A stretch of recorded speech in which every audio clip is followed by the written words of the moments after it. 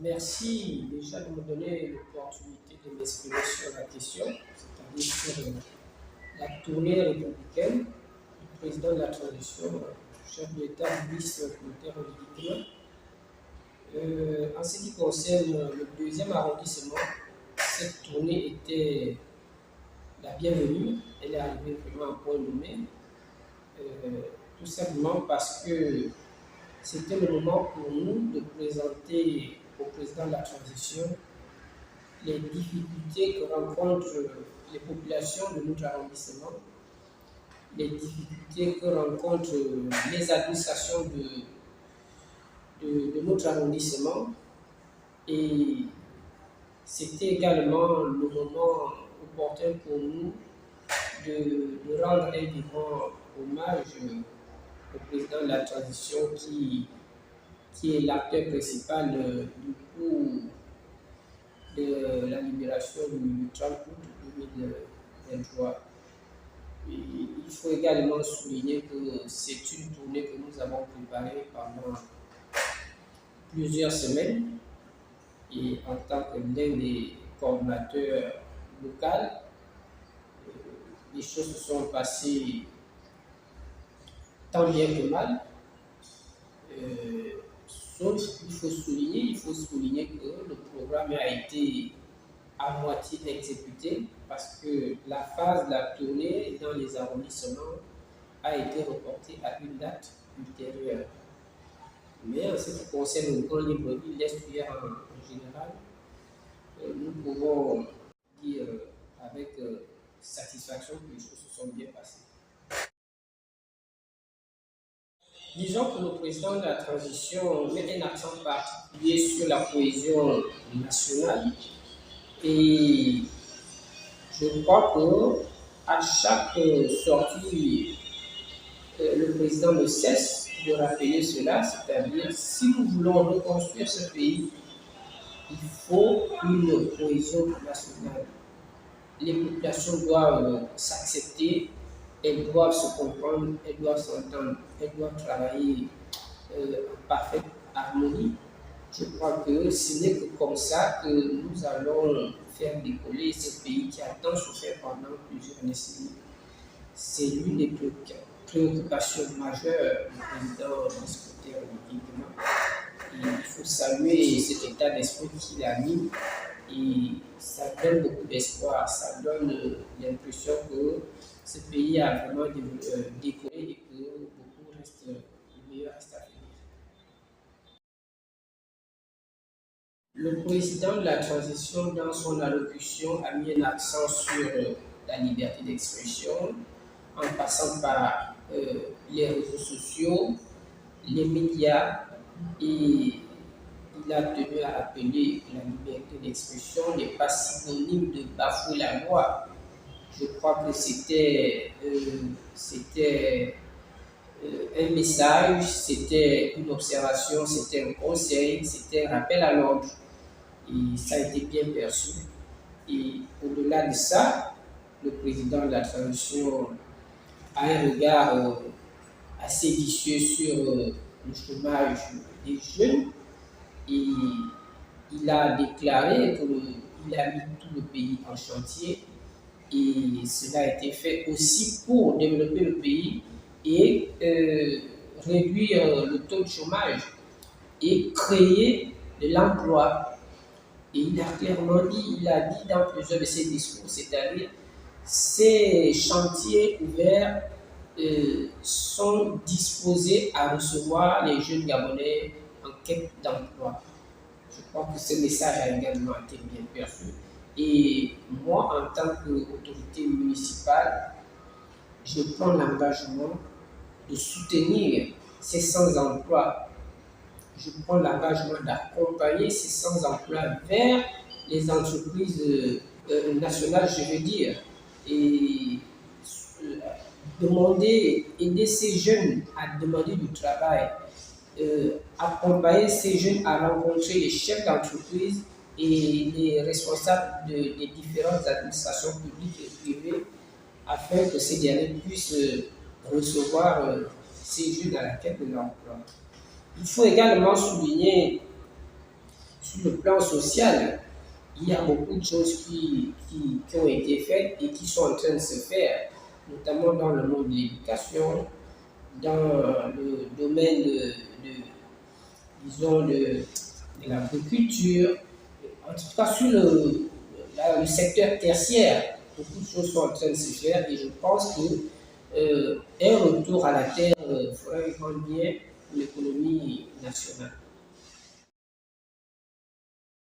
Deux aspects à retenir. La présence de plusieurs présidents des pays amis et le déplacement massif des populations sur l'esplanade du bord de mer. Ce sont des choses qu'on avait plus vues depuis plusieurs années au Gabon. La fête nationale s'est célébrée au Gabon comme si c'était à huis clos. On recevait très rarement ou encore très peu de présidents des pays amis, mais le 17 août 2024, ça a été une organisation exceptionnelle. Le pays était en effervescence, la population était debout, les corps habillés étaient debout, tout le monde était content. Et nous parlons d'un pouvoir de transition, mais ça n'a pas l'air d'être le cas. Nous avons l'impression que nous avons au Gabon un pouvoir légitime, un pouvoir qui a été élu, mais on ne peut que se réjouir de la façon dont les choses sont en train de se dérouler à ce moment. Et nous espérons beaucoup de ce pouvoir. Nous espérons que les années à venir soient assez prometteuses. Bon, étouffer, c'est difficile que Max Eli soit étouffé. Il y a certainement des coups bas, des tables, des obstacles, parce que c'est d'ailleurs mon quotidien, braver les obstacles. Mais je ne peux pas être étouffé. La vie n'est pas toujours facile. Je ne suis pas le plus méritant là où je suis assis. Et je suis conscient que beaucoup d'autres personnes veulent être à ma place.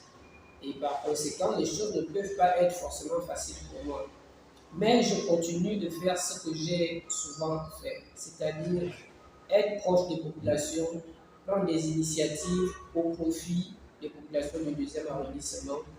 Et je ne suis pas accroché au pouvoir.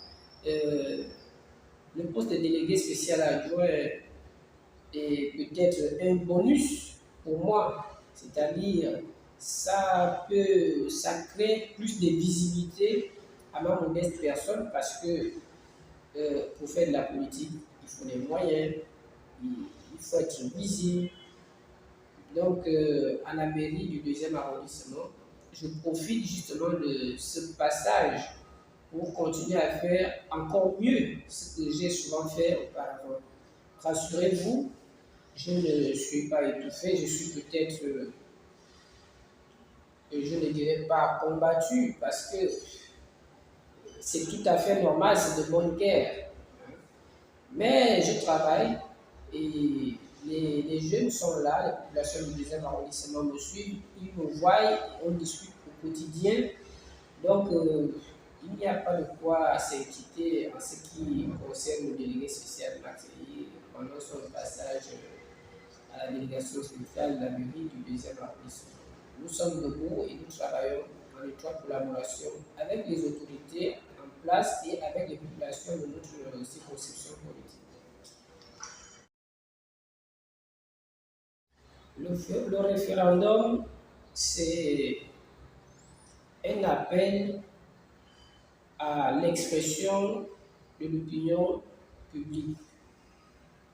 Et en ce qui concerne celui de 2000, si on peut dire 24, nous pensons que nous devons faire confiance aux autorités de la transition. Nous estimons que si le pays est en train de redémarrer, on peut accorder du crédit à ce pouvoir et nous devons rester attentifs. Quelle est la consigne de vote qui sera donné par le pouvoir en place. Et si nous avons dit que ce pouvoir est sur des bons rails, je crois qu'il n'y a pas de quoi à aller à l'encontre de ce qu'ils vont nous proposer pour le référendum. Je suppose que le référendum, ce sera pour voter l'adoption de la nouvelle constitution. Et si nous estimons que cette constitution a été décortiquée et mise en place par ceux que nous-mêmes, nous considérons aujourd'hui comme des libérateurs, alors nous disons oui, il faut adopter cette constitution. C'est-à-dire qu'il va falloir voter le oui. Bon, merci déjà d'être venu. Merci de m'avoir donné la possibilité de m'exprimer sur les événements majeurs au sein de notre pays. Et je lance un appel aux jeunes et à la population du 2e arrondissement. Prendre conscience que les jours à venir seront cruciaux pour notre pays. Il ne faudrait plus qu'on se laisse distraire. Restons concentrés sur l'essentiel et accompagnons la transition pour que le Gabon puisse connaître des jours meilleurs. Nous sommes restés très longtemps dans l'ombre. Il est temps que nous prenions les choses en main, il est temps que le Gabonais puisse se prendre en main et que nous élevons ensemble notre